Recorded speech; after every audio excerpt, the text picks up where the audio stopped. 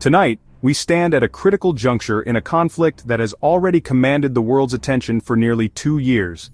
The Israeli Security Cabinet has made a monumental decision, one that promises to reshape the landscape of the war in Gaza and reverberate across the globe. Early on Friday, the cabinet gave its approval for a significant military escalation, a plan to take full control of Gaza City. This move marks a dramatic new phase in a war that began on October 7, 2023, following a deadly attack led by Hamas. The decision signals a strategic shift, moving beyond containment and airstrikes towards a full-scale ground occupation. It has been 22 months of relentless violence, a period during which Israeli military operations have led to the deaths of at least 61,000 Palestinians, according to figures from the health ministry in Gaza. These numbers are staggering, and they include a heartbreaking statistic. A third of those killed have been children. The physical landscape of Gaza has been irrevocably altered, with entire neighborhoods reduced to rubble.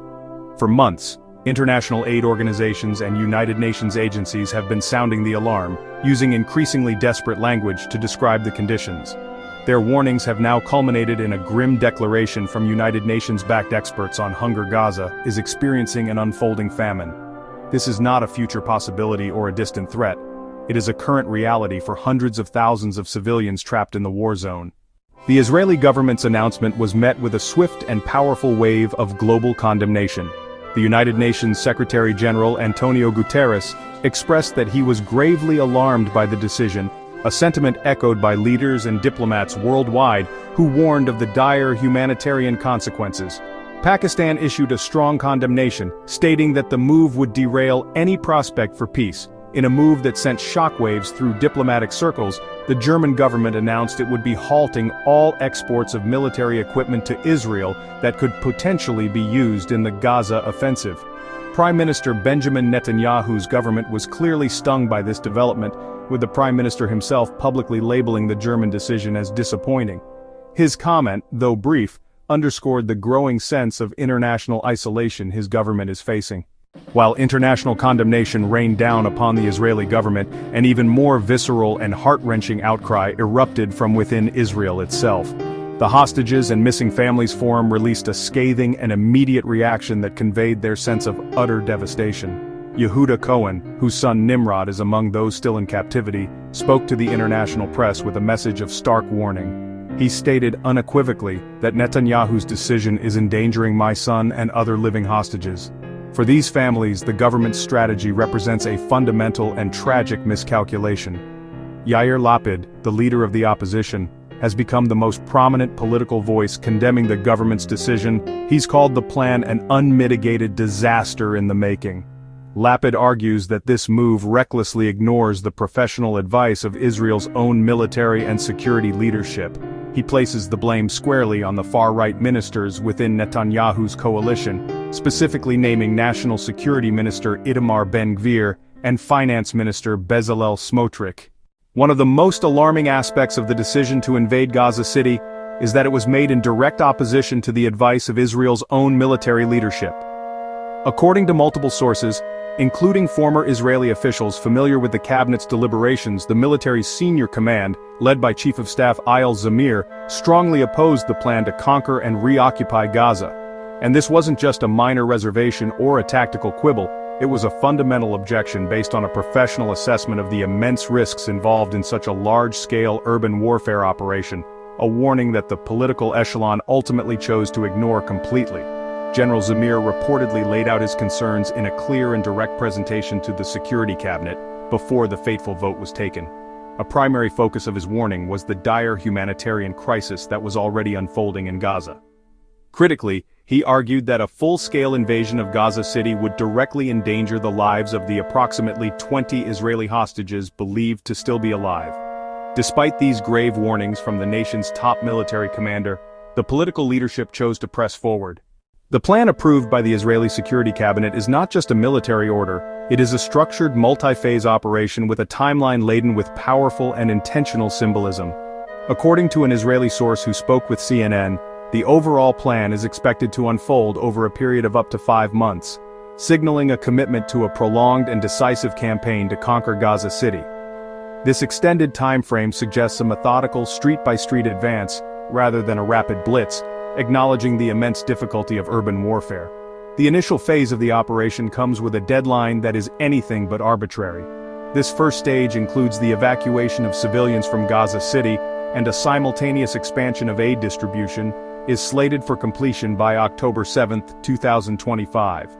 The source confirmed that this date was chosen for its potent symbolism, as it marks the second anniversary of the Hamas-led attack that ignited the war. By setting this deadline, the Israeli government is attempting to frame the invasion as the ultimate fulfillment of its promise to the nation, a final, decisive act of retribution and security restoration, timed to coincide with the very day that plunged the region into this devastating conflict.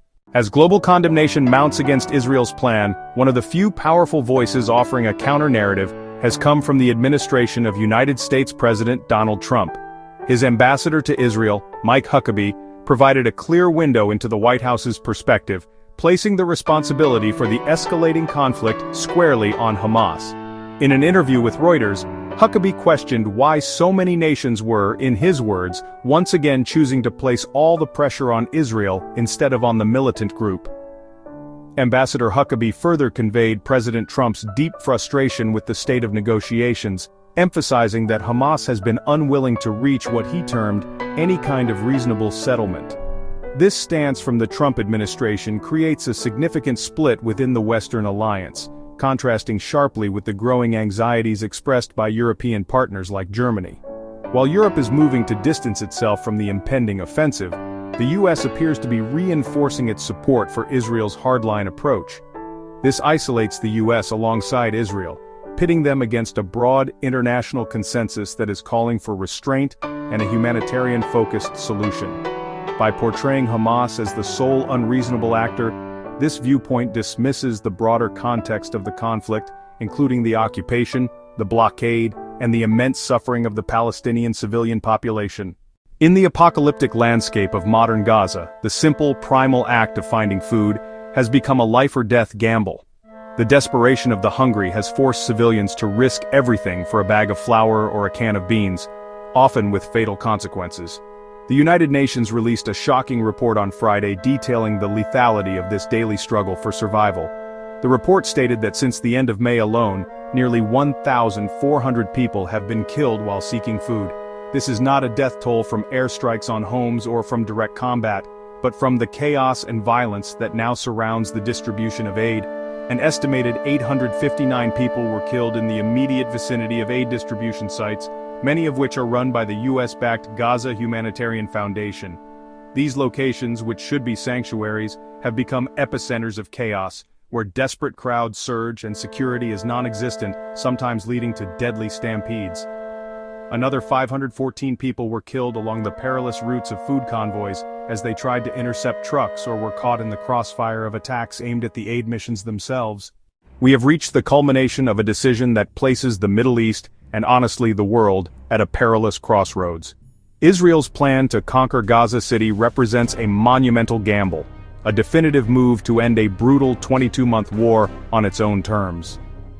The government of Prime Minister Benjamin Netanyahu, driven by the trauma of the October 7th attacks and the political pressures of its far-right coalition partners, has chosen a path of military maximalism. This decision is presented to the Israeli people as an act of unwavering resolve, a necessary final step to dismantle Hamas and ensure long-term security. However, this path of resolve is set on a direct collision course with a predictable and catastrophic human calamity. The warnings have been stark and numerous. The United Nations, humanitarian agencies, and even Israel's own senior military command have painted a grim picture of the consequences. The international community sees not resolve, but recklessness, not a strategy for security, but a blueprint for a massacre and a deeper, more intractable conflict that will poison the region for generations. As the world holds its breath, the stage is set for a new and terrifying chapter. The decision to invade Gaza City is not merely another tactical move in a long war, it is a point of no return. It has silenced the voices of moderation and diplomacy in favor of the drumbeat of total war. It has prioritized the objective of crushing an enemy over the lives of civilians, soldiers, and hostages alike.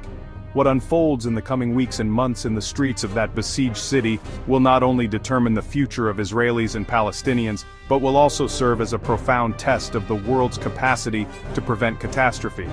The international community, the people of the region, and the leaders who made this fateful choice can only wait to see what horrors the uncertain horizon will bring.